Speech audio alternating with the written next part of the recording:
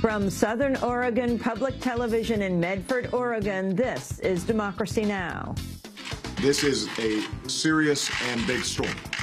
And my first message is to all people across the eastern seaboard, mid-Atlantic, going north, that you need to take this very seriously. The superstorm arrives. Tens of millions from the Carolinas to Boston brace for Hurricane Sandy, possibly the largest storm ever to hit the U.S. mainland.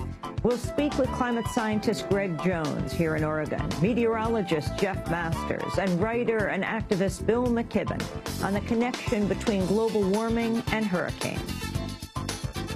The basic physical property here is that warm air holds more water vapor than cold. You can get stronger storms. The atmosphere is about 4% wetter than it was 40 years ago. That's an enormous change in a basic physical parameter. It loads the dice for both drought, as you're getting increased evaporation, and deluge and downpour and flood, and that's what we're seeing all over the planet. We will also go to Haiti, where Hurricane Sandy killed at least 50 people, devastating parts of the country still recovering from the 2010 earthquake. And we'll look at the storm's impact on the nuclear industry. At least 16 nuclear plants are in the path of this unprecedented storm. All that and more coming up.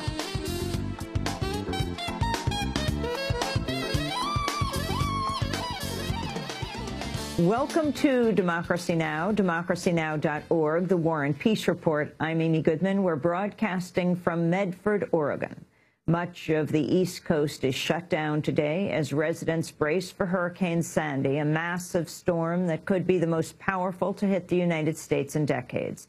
Hundreds of thousands of people have already been evacuated. Millions could lose power over the next day.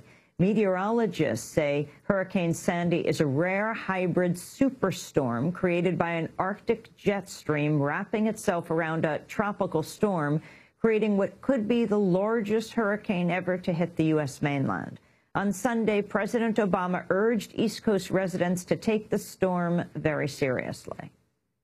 This is a serious and big storm.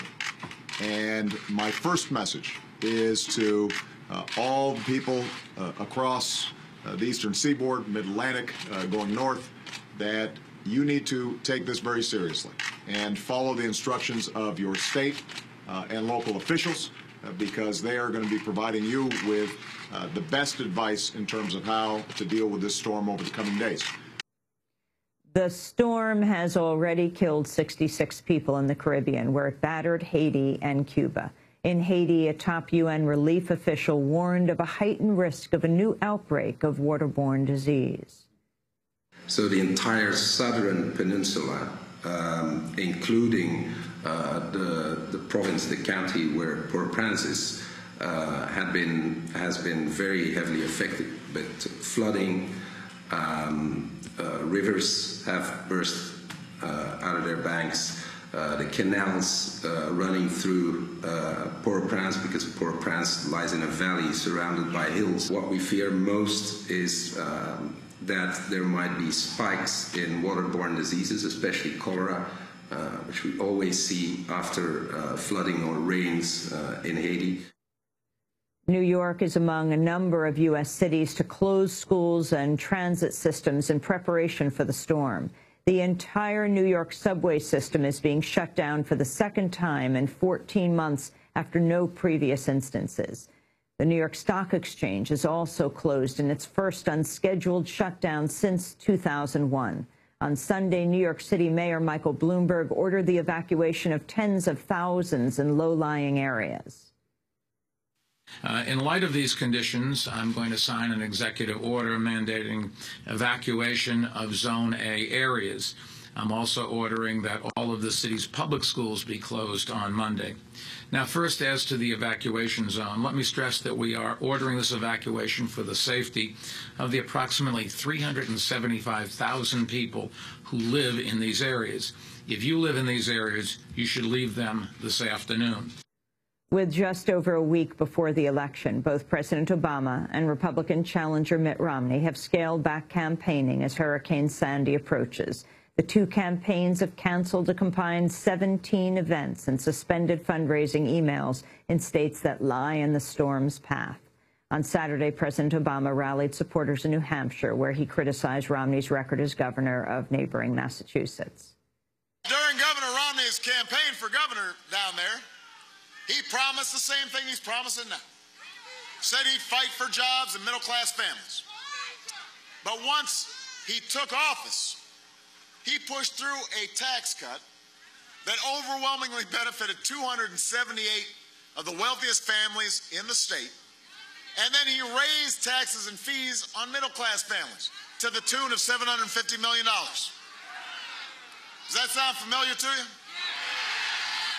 Appearing, meanwhile, in Ohio, Romney rallied supporters by invoking the mantra of a fictional football team depicted in the television drama Friday Night Lights. There's a fictional football team that used to be on TV. And as the team would go out of their locker room, often facing daunting odds, they'd touch a sign that said, clear eyes, full hearts, can't lose. You've seen it. And that's how I feel about Ohio. You guys, you got clear eyes and full hearts, and on November 6th, we can't lose with your help. We're taking back America. At least 4 people were killed Sunday when U.S. drones struck northern Yemen. The victims were alleged militants in Sada province, though U.S. policy is to deem any adult-age male targeted by drones as a militant unless proven otherwise after they're killed. It was the 4th known U.S. drone strike inside Yemen this month.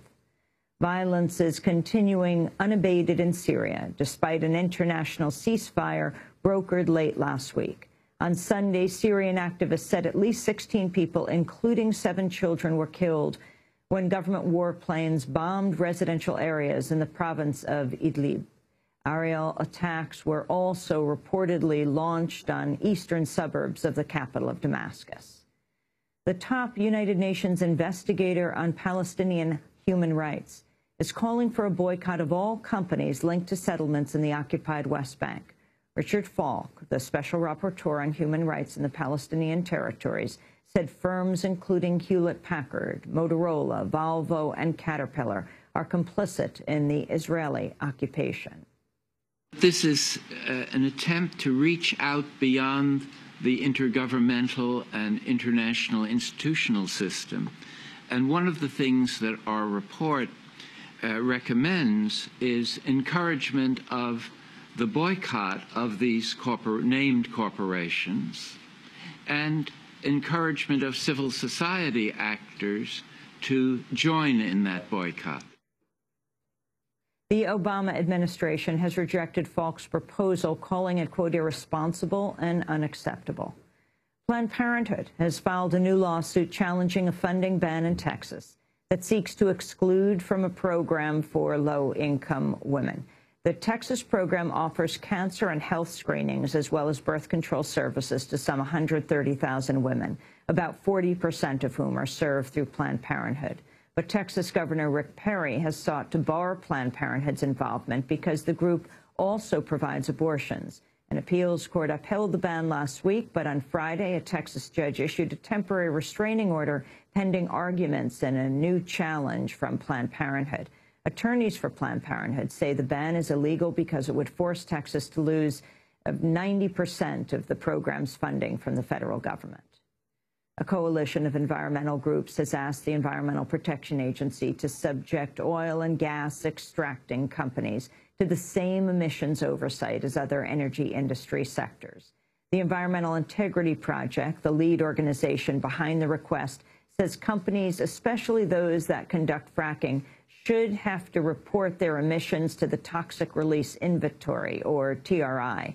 In a statement, the group said, quote, despite the many indications of the toxicity of the chemicals used in shale oil and gas removal, the extraction industry is one of the few within the energy sector that does not report to the TRI.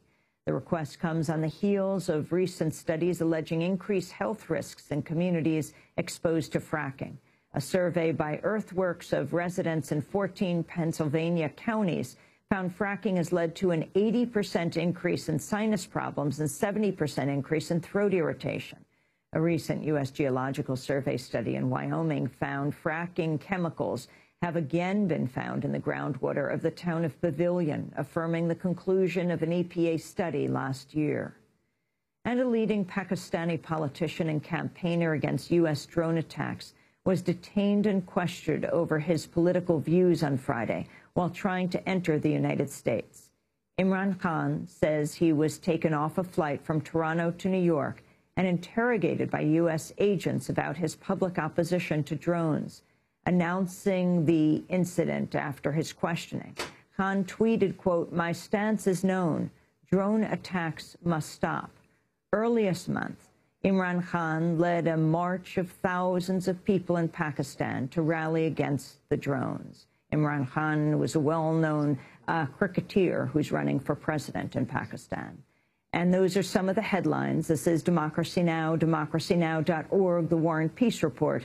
I'm Amy Goodman. We're on the road in Medford, Oregon, broadcasting from Southern Oregon Public Television.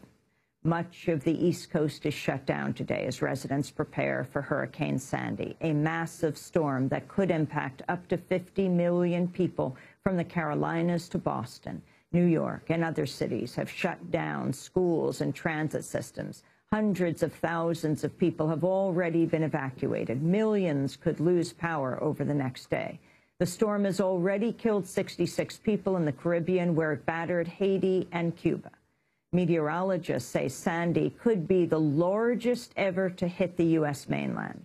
While not as powerful as Hurricane Katrina, the storm stretches a record 520 miles from its eye. Earlier this morning, the National Hurricane Center said the hurricane's wind speed increased to 85 miles per hour, with additional strengthening possible, describing it as a rare hybrid superstorm. Forecasters say Sandy was created by an Arctic jet stream wrapping itself around a tropical storm. The storm could cause up to 12 inches of rain in some areas, as well as up to 3 feet of snowfall in the Appalachian Mountains. Flooding is also expected to be a major problem. The National Weather Service has warned of record-level flooding and life-threatening storm surges in coastal areas. The Nuclear Regulatory Commission has announced it's taking special precautions for the storm. There are at least 16 nuclear reactors located within the path of the storm. 6 oil refineries are also in the storm's path. While the news media have been covering Hurricane Sandy around the clock, little attention has been paid to the possible connection between the storm and climate change. Scientists have long warned how global warming would make North Atlantic hurricanes more powerful. Just 2 weeks ago, the Proceedings of the National Academy of Sciences published a major study on the connection between warmer sea surface temperatures and increase in stronger Atlantic hurricanes. The report said, quote, "In particular, we estimate that Katrina magnitude events have been twice as frequent in warm years compared with cold years." We begin today's show with 2 guests. With me here in Oregon, we're joined by Greg Jones, climate scientist and professor of environmental studies at Southern Oregon University in Ashland. And joining us by Democracy Now! Video stream is Bill McKibben, co-founder and director of 350.org. He's author of numerous books, including Earth, Making a Life on a Tough New Planet. On November 7th, 350.org is launching a 20-city nationwide tour called Do the Math, to connect the dots between extreme weather, climate change, and the fossil fuel industry. We welcome you both to Democracy Now! Let's start with Bill McKibben. Bill, you've just made it back to Vermont, to your home. Can you talk about the significance of what the East Coast is facing right now? Well, I think, Amy, that the first thing is this is a storm of really historic proportion. It's really like something we haven't seen before. It's huge. It's half again the size of Texas. It's coming across water that's near record warmth as it makes its way up the East Coast. Apparently, we're seeing lower pressures north of Cape Hatteras than have been ever recorded before. The storm surge, which is going to be the very worst part of this storm, is being driven by that huge size and expanse of the storm. But of course, it comes in on water that's already somewhat higher than it would have been in the past because of sea level rise. It's It's a monster. It's Frankenstorm, frankly, is not only a catchy name. In many ways, it's the right name for it. This thing is stitched together from elements natural and unnatural, and it seems poised to cause real havoc. The governor of Connecticut said yesterday, the last time we saw anything like this was never. And I think that's about right. There certainly was a lack of discussion, to put it mildly, in the presidential debates around the issue of climate change. Yeah. I don't think it was raised at all in the Romney's three feeling debates. this morning for having the one mention he's made the whole time, his big laugh line at the Republican convention was how silly it was for Obama to be talking about slowing the rise of the oceans. I'd say that's wins pretty much every prize for ironic right now. There has been a pervading climate silence. We're doing our best to break that. Yesterday afternoon, there was a demonstration in Times Square, a sort of giant dot to connect the dots with all the other climate trouble around the world. Overnight, continuing in Boston, there's a week-long vigil outside Government Center to try and get the Senate candidates there to address the issue of climate change. It's incredibly important that we not only, first priority is obviously people's safety and assisting relief efforts in every possible way. But it's also really important that everybody, even those who aren't in the kind of path of this storm, reflect about what it means that in the warmest year in U.S. history, when we've seen the warmest month, July, of any month, any year in U.S. history, in a year when we saw essentially summer sea ice in the Arctic just vanish before our eyes, what it means that we're now seeing storms of this unprecedented magnitude. If there was ever a wake-up call, this is it. Let me play the clip you're referring to of Mitt Romney at the Republican convention in Tampa. President Obama promised to begin to slow the rise of the oceans.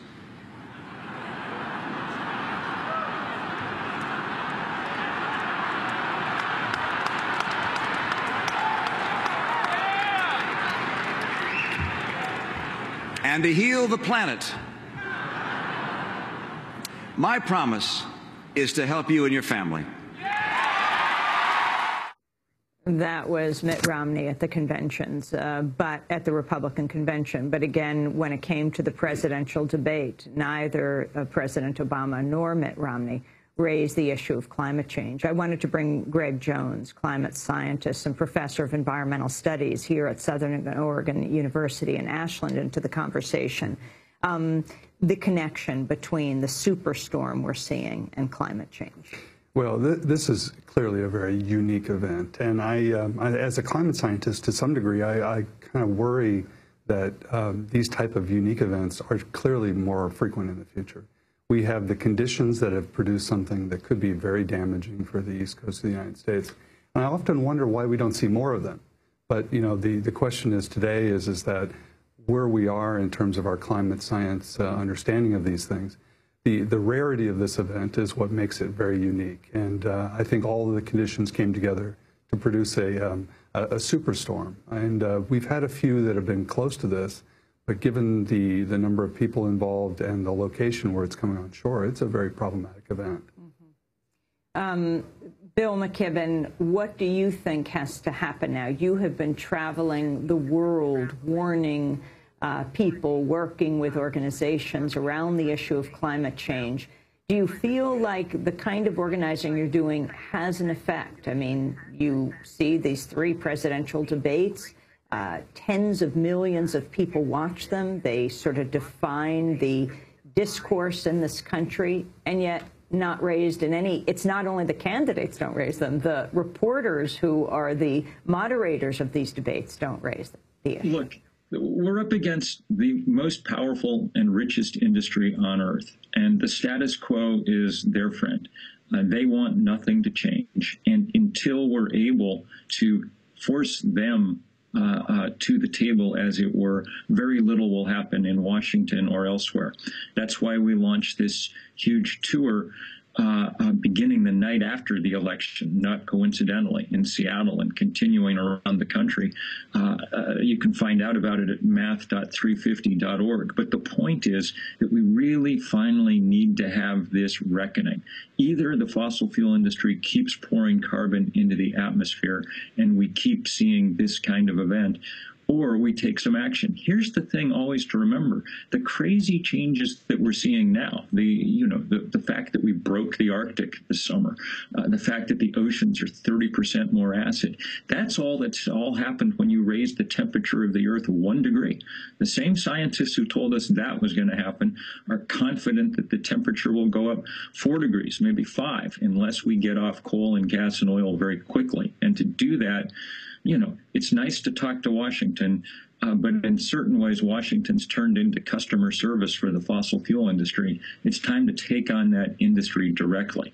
Not time today. Time today is to take care of people all up and down the East Coast, to work in the relief efforts, to get the message out as this storm heads north. We in Vermont, knowing from last year's superstorm Irene, have a pretty good idea of just how traumatic this is going to be. So the short-term effort's all about people.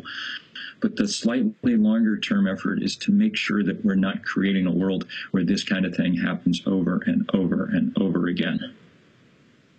Bill, you mentioned that the storm is made up of elements both natural and unnatural. What do you mean by that?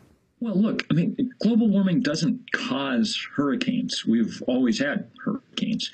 Hurricanes cause when a tropical wave comes off the coast of Africa and moves onto warm water, and the wind shear is low enough to let it form a circulation and so on and so forth. But we're producing conditions like record warm temperatures in seawater that make it easier for this sort of thing to get, in this case, up the Atlantic with a head of steam.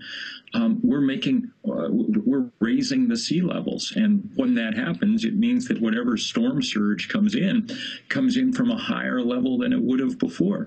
We're seeing.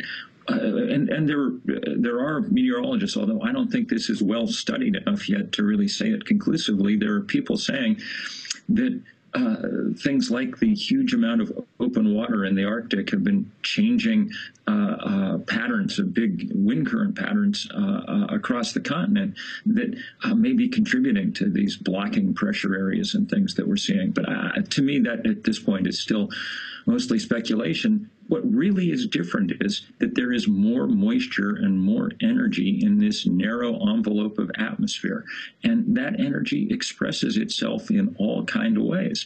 That's why we get these record rainfalls now, time after time. Last year it was Irene and then Lee directly after that. This year, this storm, they're saying, could be a 1,000-year rainfall event across the mid-Atlantic. I think that means more rain than you'd expect to see in 1,000 years, but I can pretty much, I'd be willing to bet that it won't be long before we see another one of them, because we're changing the odds. By changing the Earth, we change the odds. Hi. And one thing for all of us to remember today, even as we deal with the horror on the East Coast, is that this is exactly the kind of horror people have been dealing with all over the world. 20 million people were dislocated by flood in Pakistan 2 years ago. There are people with kind of existential fears about whether their nations will survive the rise of sea level. We're seeing horrific drought, not just in the Midwest, but in much of the rest of the world. This is the biggest thing that's ever happened on Earth, climate change. And our response has to be the same kind of magnitude. Bill McKibben, why are you waiting till after the presidential election to have your 20-city tour raising the issue, calling it Do the Math? Well, we've been involved as we can be in the in the political fight, but we don't want this issue to go away when elections are over. Even if Barack Obama wins, we do not want everybody to just, oh, well, he'll take care of it. That's what happened 4 years ago. What we want is for no matter who wins, and no matter who wins in the Senate and the House, we want to put the fossil fuel industry front and center and put real pressure on them. We're going to try and launch a divestment movement that looks like the one around South Africa a quarter century ago. We're going to be bringing home the math that I described in a piece in Rolling Stone this summer that went kind of viral, explaining that the fossil fuel industry already has 5 times more carbon in its inventory than even the most conservative government thinks would be safe to burn. And every day they go out looking for more. This is a rogue industry now. I mean, if Sandy is a rogue storm, then say Exxon is a rogue industry. They, in their inventory alone, have more than 7% of the carbon necessary to take us past 2 degrees. They're outlaws not against the laws of the state, but against the laws of physics. And you begin to see the results of that when you look around events like today's. Bill McKibben, I want to thank you for being with us. And very quickly, how are people in Vermont preparing? I mean, when Hurricane Irene hit, it ended up not being a very big deal in New York, but it ended up being a massive catastrophe for your state, for Vermont. And in Vermont, in a very long time, we're expecting to lose power and have very strong winds. I think selfishly, those of us in Vermont are just almost psychologically, we really, a year later, don't need to be the center of this storm. We don't wish it on anybody else. But physically and psychologically, Vermont's barely recovered from Irene.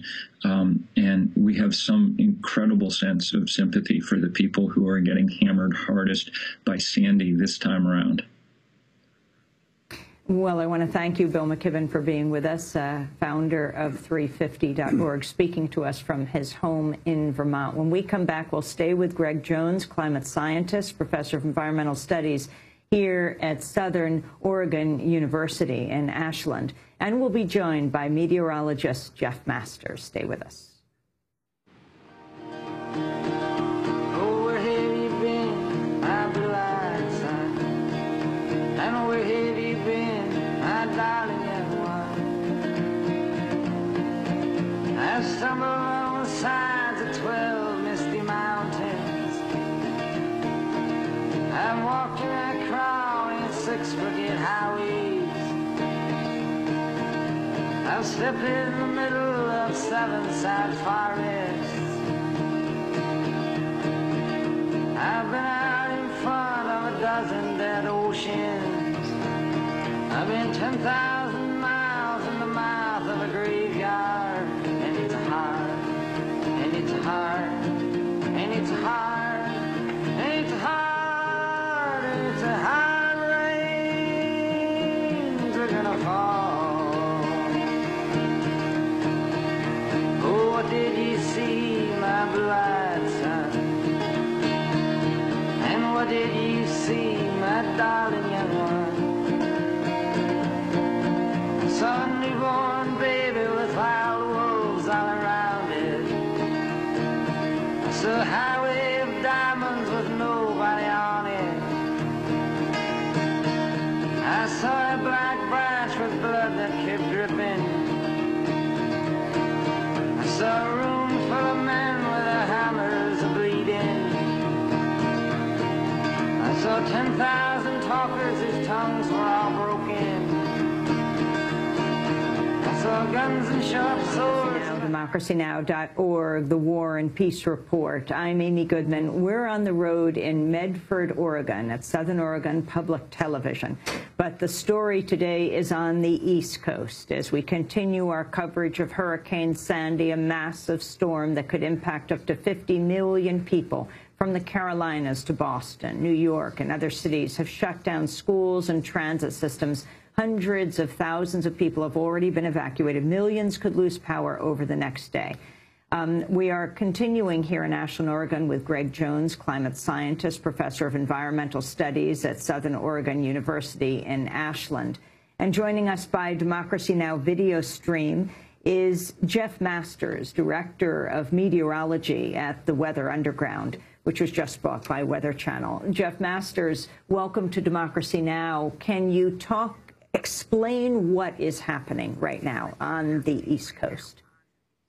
We've got a Caribbean hurricane that formed last week, moved northwards through the Bahamas, is now offshore the coast of Virginia. It's maintained its hurricane strength. It's got 85-mile-per-hour winds, and it's starting to accelerate towards the coast now as a wintertime low-pressure system starts to suck it in.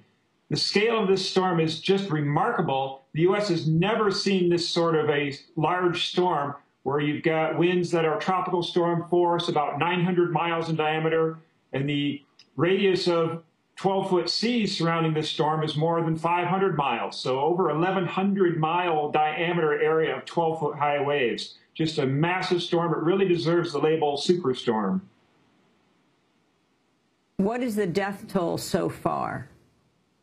Last I saw was about 65. 11 of those were in Cuba, which is very good about their disaster preparedness. That's an unusually high death toll for them. And then the majority of the deaths were in Haiti, where they don't have as good a public sort of response system because of all the deforestation that's gone on there and the poverty and, of course, the earthquake of 2 years ago. And what do you think of the preparations for this storm? In the U.S., I think people are getting the message. Whether they act on it or not, I don't know. This part of the world where it's getting hit doesn't have a lot of storm experience. We did have Hurricane Irene last year, but that fizzled out a little bit right before landfall, and we didn't get as high a storm surge as we were expecting. Storm surge is the most dangerous part of a hurricane typically, and it's going ashore in an area that doesn't have much experience with this sort of event.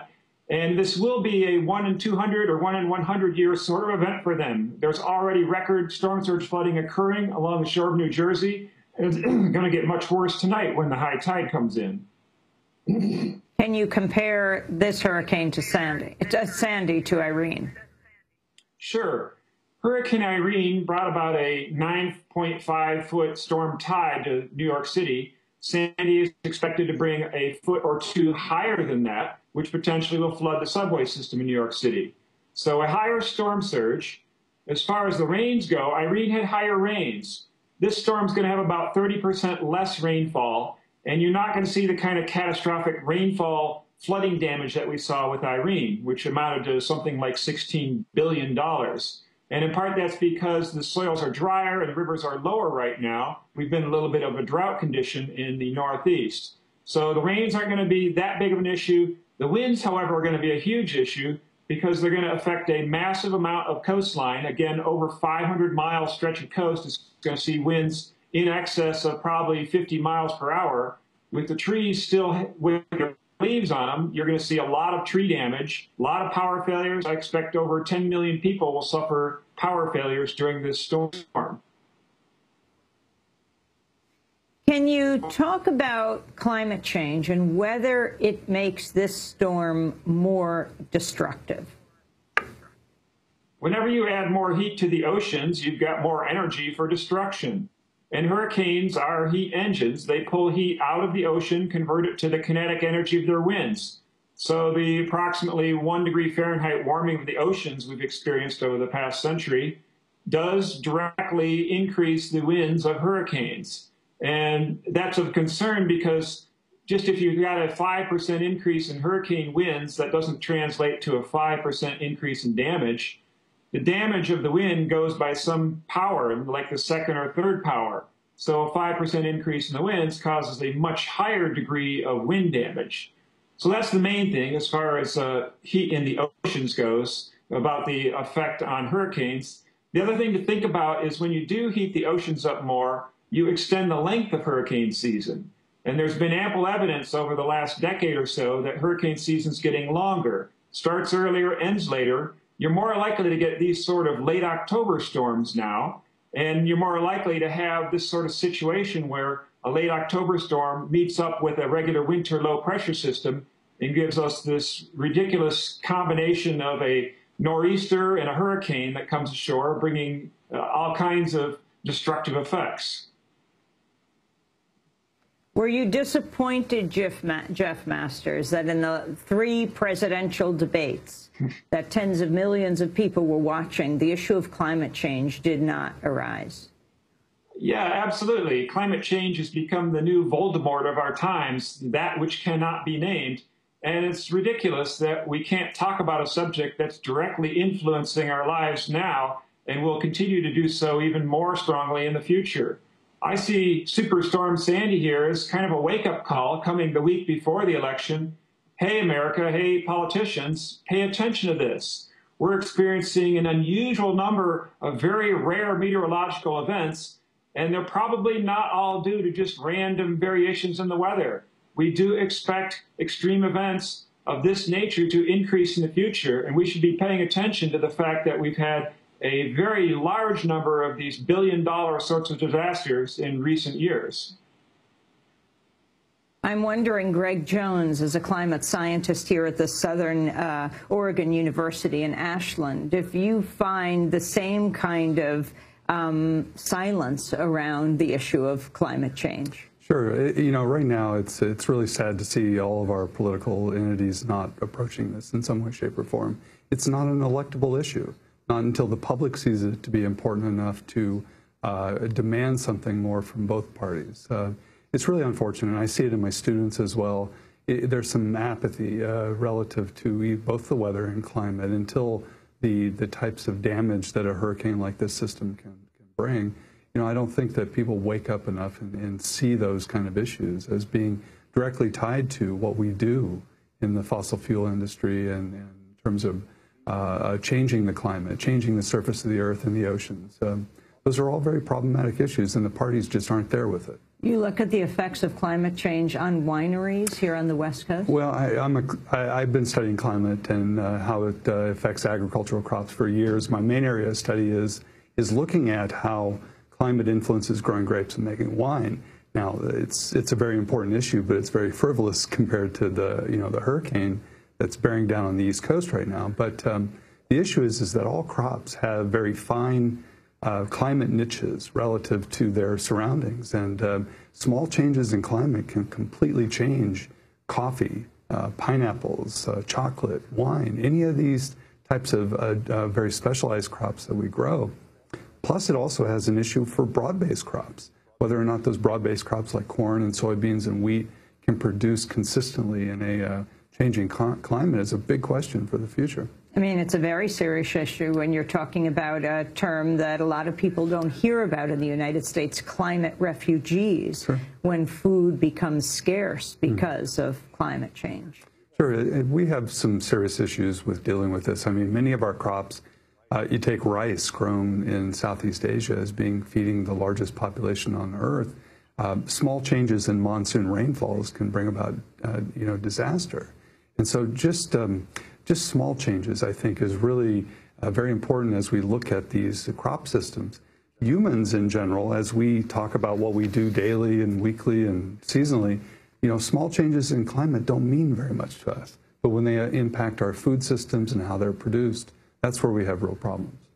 I wanted to ask you, Jeff Masters, about geoengineering, also as well, Greg Jones. Naomi Klein had a fascinating piece in the New York Times yesterday called Geoengineering Testing the Waters, where she talked about being on British Columbia's shoreline, the Sunshine Coast, and seeing orcas in the water, killer whales, and being shocked by this extremely rare visit. And she said, the possibility the sighting may have resulted from something less serendipitous did not occur to me until 2 weeks ago when I read reports of a bizarre ocean experiment off the islands of Haida Gwaii, several hundred miles from where we spotted the orcas swimming. There, an American entrepreneur named Russ George dumped 120 tons of iron dust off the hull of a rented fishing boat. The plan to create an algae bloom that would sequester carbon and thereby combat climate change. And she goes on to say, Mr. George is one of a growing number of would-be geoengineers who advocate high-risk, large-scale technical interventions that would fundamentally change the oceans and skies in order to reduce the effects of global warming. In addition to Mr. George's scheme to fertilize the ocean with iron, other geoengineering strategies under consideration include pumping sulfate aerosols into the upper atmosphere to imitate the cooling effects of a major volcanic eruption and brightening clouds so they reflect more of the sun's rays back to space. And she goes on to say that the risks are huge. Ocean fertilization could trigger dead zones and toxic tides. Multiple simulations have predicted that mimicking the effects of a volcano would interfere with monsoons in Asia and Africa, potentially threatening water and food security for billions of people. Jeff Masters, your response, and then Greg Jones. It's a high-risk sort of thing, and it's quite controversial. We don't know how we're affecting the climate now, so you add another element of risk by deliberately modifying it. And we should definitely do a lot more study before we do any sort of real implementation of a geoengineering scheme. I do think we should study it, and we may get desperate enough that we'll have to do it. I call geoengineering a bad idea whose time may come. When you're down 2 touchdowns late in the 4th quarter, sometimes you got to throw deep. I mean, it's a terrible gamble, and it will cause unexpected effects, including a drought, shift of rainfall patterns. But if civilization itself is potentially going to collapse because of what we're doing to the climate, maybe we need to consider these sorts of things. Not in the near future, but down the road a few decades. Naomi Klein asks, what are the real solutions to climate change? She says, wouldn't it be better to change our behavior to reduce our use of fossil fuels before we begin fiddling with the planet's basic life support systems? Craig Jones. Well, I mean, Jeff is correct here. I think these are measures that we're looking at because we haven't approached it maybe in the best possible way of just dealing with our usage of fuels. But geoengineering, there is a tremendous number of different potentials there. The problem typically is scaling it up to something that is going to be effective at the global scale. That doesn't cause any other ramifications into whatever system it is, whether it's the oceans or the atmosphere or the surface of the earth. We need to do the studies, I think, to find out what is going to be the most effective strategies in geoengineering. But it's a real challenge to these types of research projects when we know that the outcomes probably aren't scalable to the global scale. We're going to break, and when we come back, we're going to go to Haiti. I want to thank you, Greg Jones, for being with us, climate scientist at Southern Oregon University. Also, I want to thank Jeff Masters for being with us from Michigan, from Ann Arbor. Jeff Masters runs Weather Underground, which was just bought by Weather Channel. We'll continue to follow what is taking place on the East Coast and deal with the issue of climate change. This is Democracy Now! We'll be back in a minute. Tu voudrais que je chante encore le doux chant des petits oiseaux pour te plaire.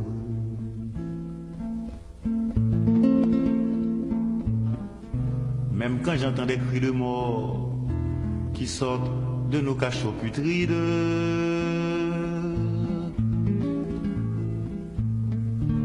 que je chante l'eau claire des ruisseaux, des rivières, devant l'Artibonite, rouge du sang de nos frères. Tu te dis pacifique, tu te dis apolitique, mon frère.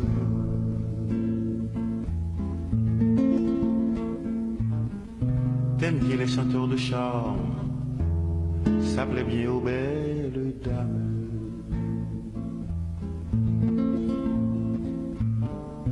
Quand elle tombe dans les pommes, ça ne fait de mal à personne.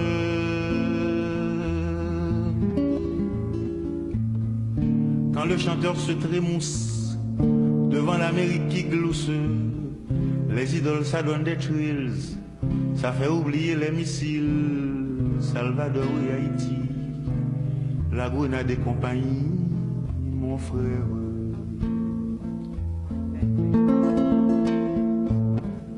Quand le show business fait des sous, on n'est plus raciste du tout, mon frère.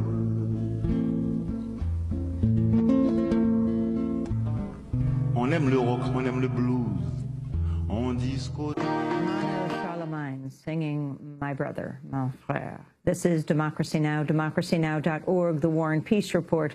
I'm Amy Goodman as we continue our coverage of Hurricane Sandy. The Nuclear Regulatory Commission has acknowledged the massive storm could impact coastal and inland nuclear plants. At least 16 plants are in the storm's projected path, including North Anna and Surrey in Virginia, Calvert Cliffs in Maryland, Hope Creek and Salem in New Jersey, Indian Point in New York, Millstone in Connecticut. So far, there have been no reports of reactors shutting down, despite operating under licenses that require them to do so if weather conditions are too severe. The Nuclear Regulatory Commission met on Sunday to discuss the precautions needed to secure vulnerable plants during the storm. Spokeswoman Diane Skranke said, quote, "They're all designed to withstand the natural phenomena, including hurricanes and what comes with hurricanes, high winds, high water, that kind of thing." Well, for more, we go now to Burlington, Vermont, to speak with Arnie Gundersen, former nuclear industry senior vice president, who's coordinated projects at 70 nuclear power plants around the country, now chief engineer at Fairewinds Associates. Arnie Gundersen, welcome to Democracy Now! Talk about what you're concerned about. Yeah, thanks for having me. The key here is that when a uranium atom splits, that only gives off about 95% of the power. So when these plants shut down, 5% of the power is still going to come out of the power plants after they're shut down. I think the industry should preemptively shut down plants in the storm's wake, but it's not going to solve the entire problem. It's really likely that the grid, the electric grid that's out there, will collapse, and these plants will become islands. Electric islands, and they'll have to rely on their diesel generators to provide power. A bunch of these plants are in refuelings right now, and when you're in a refueling outage, you are not required to have all your diesels running. You can be tearing apart one and only have one diesel on available. So the concern is that should they lose off-site power, all of this heat needs to be removed, and you're relying on just one diesel to keep the nuclear reactor cool. Can you talk about what you feel needs to happen right now, and talk about nuclear power plants in Connecticut and Vermont, your main concern? Yeah, the biggest problem, as I see it right now, is the Oyster Creek plant, which is on Barnegat Bay in New Jersey. That appears to be right about the center of the storm. Oyster Creek is the same design, but even older than Fukushima Daiichi Unit 1. It's in a refueling outage. That means that all the nuclear fuel is not in the nuclear reactor, but it's over in the spent fuel pool. And in that condition, there's no backup power for the spent fuel pools. So if Oyster Creek were to lose its off-site power, and then frankly that's really likely, there will be no way to cool that nuclear fuel that's in the fuel pool until they get the power reestablished. Nuclear fuel pools don't have to be cooled by diesels per the old Nuclear Regulatory Commission regulations. I hope the Nuclear Regulatory Commission changes that and forces the industry to cool its nuclear fuel pools as well. This time of year, there's a lot of power plants in refueling outages, and all of those plants will be in a situation where there's no fuel in the nuclear reactor. It's all in the fuel pool. Systems have been shut down to be maintained, including diesels, perhaps even completely dismantled. And in the event that there's a loss of off-site power from the high winds from this hurricane, we will see the water in the fuel pools begin to heat up. Neil Sheehan, a representative of the U.S. Nuclear Regulatory Commission, said these plants have to be able to withstand all sorts of natural phenomena, earthquakes, severe flooding, tropical storms, lightning storms, tornadoes. They need to be able to deal with all that. We like to say they're very robust structures. They can deal with a lot of punishment, but at the same time, they have procedures in place to guide them through this. So then, Arnie Gundersen, what is your concern? You know, this isn't like the big bad wolf that can huff and puff, and they won't blow this plant down, especially a hurricane that's only 85-mile-an-hour winds. It's not a question of the winds from this hurricane blowing the plant down. It's a question of the loss of off-site power. That's exactly what happened after Fukushima Daiichi. The earthquake destroyed the off-site power. At that point, the nuclear plant relies on its diesels. And my big concern is diesel reliability and the fact that nuclear plants don't have to cool their nuclear fuel pools off their diesels per NRC regulations. I think those are the two big concerns for Hurricane Sandy. Tell us what's happening in Vermont. Tell us what's happening with Vermont Yankee, Arnie Gundersen, a plant you know well. Yeah, Irene hit Vermont Yankee pretty hard, and we are expecting a little less rain from Sandy than we were from Irene. It was interesting, talk about the law of unanticipated consequences. There was so much flooding in Vermont that large gas canisters that people had in their backyard to heat their homes or heat their trailer parks or to heat their barbecues went floating down the Connecticut River and bumped into a hydroelectric dam, which is just south of Vermont Yankee. And the state police actually blocked off the road heading into Vermont Yankee because they were afraid all the hydrogen in those canisters was likely to explode. Now, that's not in the design bases of a nuclear power plant. Nobody ever thought that we'd have to worry about explosive gases floating down rivers by our nuclear plants and potentially causing damage. Here in Vermont, I think we'll have a less severe event near our nuclear plant than we had last year, but it really depends on the degree of the flooding. What are the most important issues we can learn from Fukushima right now in the United States, and how does climate change fit in with both? Arnie Gundersen. Well, climate change has affected nuclear plants this year. Quite a few had to reduce power in the summer because river flow rates had dropped and there wasn't enough water to cool them. And that happened in France and around the world as well. So we portray nuclear power as a way to eliminate climate change, but in fact, we need to solve climate change before we can have nuclear power plants because there's just not enough cooling water to cool these plants in the event of hot summers.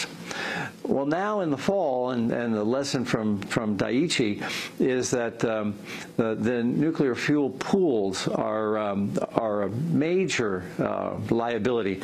There's more nuclear, more cesium in the fuel pool at Vermont Yankee than was ever exploded in all of the 700 above-ground bomb testing.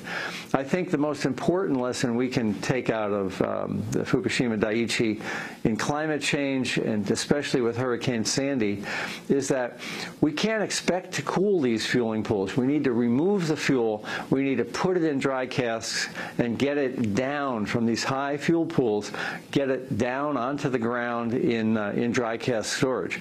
The Nuclear Regulatory Commission is not insisting on that because it's going to cost a couple $2 billion for the industry.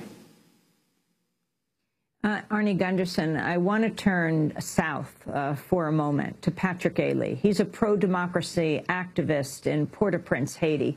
The death toll in Haiti is the worst of any place right now as a result of this superstorm. Patrick, welcome to Democracy Now! Can you describe what has happened in Haiti? What are the effects of the storm? I'm going to see if we're able to get him on. We keep losing him through the show. Yes, you know, it's been devastating, even though the eye of the storm did not go through Haiti, but it dumped a lot of rain, especially on the western department and all the southern peninsula. And given the vulnerability of Haiti's environment, it has created tremendous devastation. you mentioned the death toll, but also, roads have been destroyed. Whole villages have, for all intents and purposes, disappeared. So it's a very serious situation. The storm left a trail of destruction in making its way to the eastern seaboard in the United States, already leaving this destruction, Haiti, Jamaica, Cuba. Government officials reporting 65 storm-related deaths across the Caribbean, 51 of those in Haiti, which had 3 days of continuous rainfall that ended only on Friday. Flooding has since ravaged the southwestern areas of your country of Haiti. This is Johan Pelleman, the head of the United Nations Office for Coordination of Humanitarian Affairs in Haiti.